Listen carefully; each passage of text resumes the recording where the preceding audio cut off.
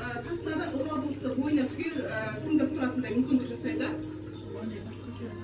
Ылғалдылықты бойына сіңдіруге, кеуіп кетпеуге, мына кеуіп кетпеу керек. Кеуіп кететін болса өсірілмейді. Мына жаңағы айтады ғой, су бүрку әдістері. Тастар кәдімгі базарларда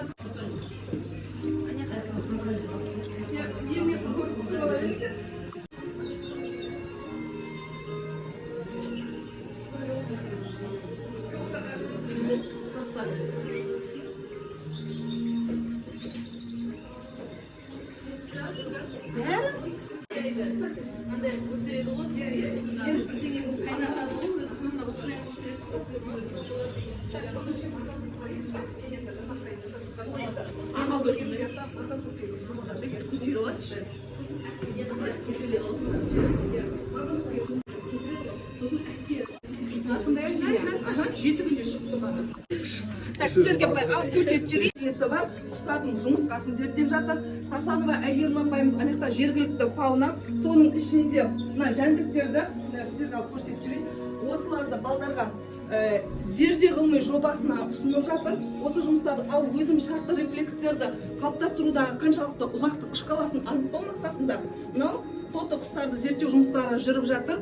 Бұл кабинеттегі осы жаратылыстану бағытында әсіресе мынау экология, биология, химия, өлкетану, осы жұмыстардың медицина бағытындағы жұмыстардың барлығы осы жақта жүргізіледі. Мынау 2021 жылы республикалық үлкен сайыс болды, жыл құсы деп аталынатын ақтырма деген қалдық заттарды өңдеу. Сол кезде 3-ші дәрежелі дипломмен және зердеде 2-ші дәрежелі республикалық жұмыстарда 2-ші дәрежелі дипломмен марапатталып келген болатын. Ал енді өздеріңіздің сұрақтарыңыз болса, ұсыныстарыңыз болса, жетігелі бидайдың құнарлығын береді ғой.